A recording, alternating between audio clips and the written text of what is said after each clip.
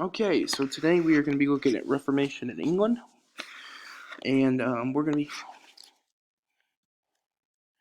to be learning about Henry VIII. The Reformation in England did not happen because of a pious monk wanting to better Christianity. It happened because the King of England wanted a divorce. Henry VIII was married to Catherine of Aragon. Henry wanted a son, and Catherine had only given birth to a daughter, Mary. So he wants to get an annulment for the Catholic Church. But Clement VII refused to annul the marriage. Henry decided that England was separating from the Catholic Church afterwards, and he established the Anglican Church.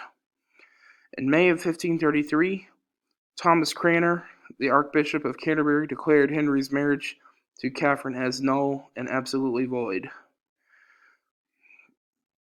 In June, Anne Boleyn was crowned queen, and 3 months later a child was born. Well, much to Henry's disappointment, it was actually another girl, his daughter Elizabeth. In 1534, Henry asked Parliament to make the separation from the Catholic Church official. They created the Act of Supremacy, which declared the king was taken, accepted, and reputed the only supreme head on earth of the Church of England. It gave power over religious doctrine, clerical appointments, and discipline. He used this power to dissolve monasteries and take their land. He gave it to wealthy landowners and nobles. He became very rich as a result of becoming the head of the Anglican Church. When it came to matters of doctrine, he did almost everything the same as the Catholic Church. In 1536, his ex-wife Catherine died. He threw a party in her celebration of her, but he was injured during the celebration tournament from when he was thrown from his horse while jousting. At the time, Anne Boleyn was pregnant with her second child, and when she heard the news of Henry's accident, she went into shock and miscarried the child, and it was a boy. With Anne Boleyn failing twice to give her a male heir, he accuses her of adultery and witchcraft and had her beheaded. 2 days later, he became engaged to Jane Seymour, and then they were married 10 days after their engagement. And fortunately for Jane, she gave birth to a boy, Edward. But unfortunately for Jane, she died soon thereafter from complications from childbirth.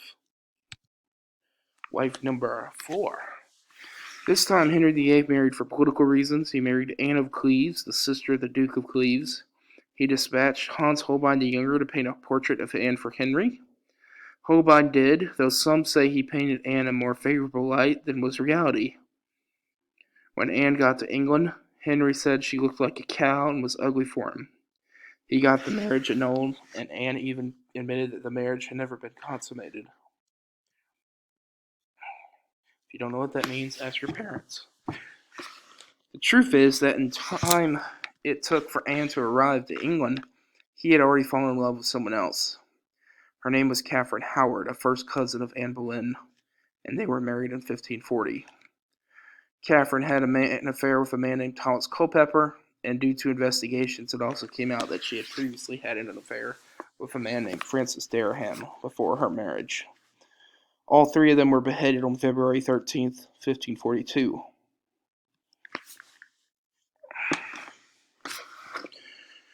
In July of 1543, Henry married Catherine Parr, who was a wealthy widow. She would be his last wife. She was also a religious reformer at heart, and she helped separate the differences between the Anglican and the Catholic Church, because really it was basically the Catholic Church, just they could have divorces. She also helped to reconcile with his daughters, Mary and Elizabeth, and she was his wife until he died. By the end of his life, Henry had grown rather large. His waist measured 54 inches. He had to be moved by mechanical inventions. He was covered with painful, pus-filled boils and probably had gout. He died in 1547.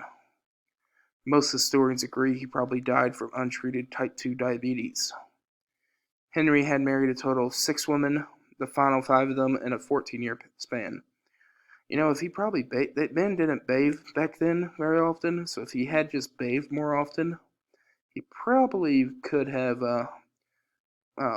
reduced the amount of those pus-filled boils. Let's talk about his successors. So he has three children. Edward was 9 years old when Henry VIII died. He became known as Edward VI. He was sick and weak from birth, and he was a hemophiliac. So if you don't know what hemophiliac is, they're prone to blood loss. So, for example, if they get a cut, it could bleed out, and they could die real easily. And Edward VI died after falling down at the age of 15. On his death, he declared his cousin Lady Jane Grey as his successor, but she was only on the throne for 9 days.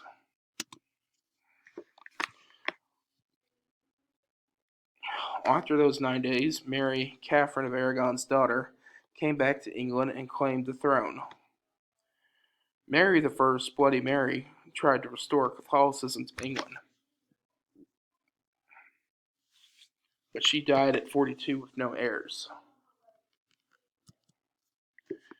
Next, Elizabeth I, Anne Boleyn's daughter, became queen. She was called the Virgin Queen and never married. She was Protestant, although she had some Catholic influences. During her reign is when the Puritans and Separatists emerge, which those group of people eventually leave England and go to the New World in the Massachusetts Bay Colony. The Renaissance in England reaches its height during her reign, Shakespeare's time. Okay, so that is the story of Henry VIII and his successors.